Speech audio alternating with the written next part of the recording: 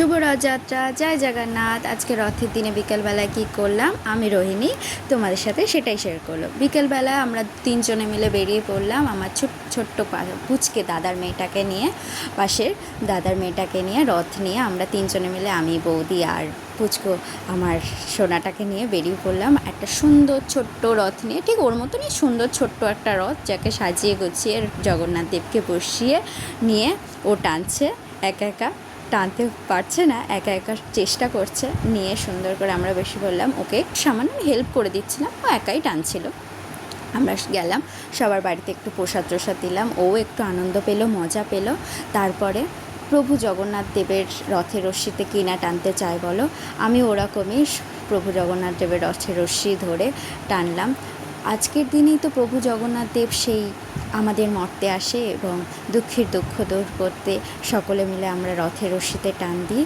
এবং এটাই তো আমাদের জগন্নাথ দেবের কাছে চাওয়া, সবাই যেন ভালো থাকে, সবার জন্য দুঃখ কেটে যায়। প্রভু জগন্নাথ দেব এটাই বোধহয় চায়, তাই জন্য আজকে বিকেলটা সুন্দর করে রথের রশ্মিতে টেনে ফাইনালি আমি আর মা দুজনে মিলে মন্দিরে সন্ধ্যেবেলায় পুজো দিতে চলে গেলাম। রথের দিন বলে কথা, রথের দিনে একটু পুজো দেবো না তা কি কখনো হয়? তাই আমাদের এখানের বড় কালী মন্দিরে চলে গেলাম, গিয়ে মাকে পুজো দিলাম। তারপরে জগন্নাথ দেবের জন্য সামনে আবার একটা ফাংশনও হচ্ছিল, খানিকক্ষণ ওখানে দাঁড়িয়ে থাকলাম। এত ভিড় বাপরে, ভিড়ের মধ্যে ভিড় ঠেলে কোনো রকমে মন্দিরের অপোজিটেই আমাদের বড় রথটা এলাকার হয়। তোমরা যে দেখতে চাও অবশ্যই চলে এসো, খুব সুন্দর রথ হয়। তোমরা সবাই যারা দেখতে চাও এখানে চলে এসো। ফাংশান দেখতে দেখতে মোটামুটি রথের এখানে একটু দাঁড়িয়ে ফাংশান দেখলাম, একটু লোকজন এত পরিমাণে।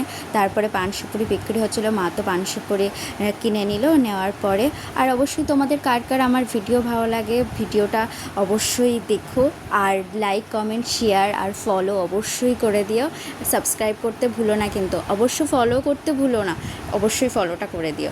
আর হ্যাঁ, ফাইনালি এত ভিড়ের মধ্যে আমরা ফাইনালি পুজো দিতে চলে গেছি।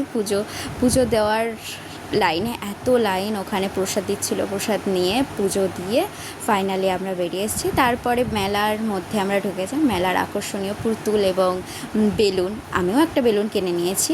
যাই হোক, আমার বেলুন খুব পছন্দের। বেলুন কিনে নেওয়ার পরেই আমরা চলে আসলাম মেলার সবচেয়ে আকর্ষণীয় জিনিস জিলাপি খেতে এবং একটু জিলাপি ভাজাও দেখছিলাম, কি সুন্দরভাবে দেয় এরা জিলাপিটা, আমার খুব সুন্দর লাগে। জিলাপি ভাজা দেখে জিলাপি কিনে খেতে চলে আসলাম পাপড়ি চাট এবং ভেলপুরি ঘুগনির দোকানে। এগুলো তো অবশ্য মা কিনে দিল না, এই করতে খেতে চলে আসলাম পাঁপড় ভাজা খেতে। আরও একটা রথের সাথে দেখা হলো। রথ দেখতে এটা স্কনের রথ দেখতে রথের সাথে একটু হেঁটে রথের রশ্মি ধরে আস্তে আস্তে চলে আসলাম। তারপরে সঙ্গে আরও একটা রথের সাথে দেখা হলো। দেখো কি সুন্দর জগন্নাথ দেবের সাথে লাগছে, কি সুন্দরভাবে রথটাকে সাজিয়েছে। এটা শেষ করে আস্তে আস্তে আরও একটা রথের সাথে দেখা হলো। দেখা হওয়ার পরে আমরা রথের ওখান থেকে একটু প্রসাদ দিল, প্রসাদ খেয়ে তারপরে ফাইনালি দাদার সাথে দেখা হয়, একটা ফুটি আর চম্পা খেয়ে আমরা বাড়ি চলে আসলাম। Tata, thank you.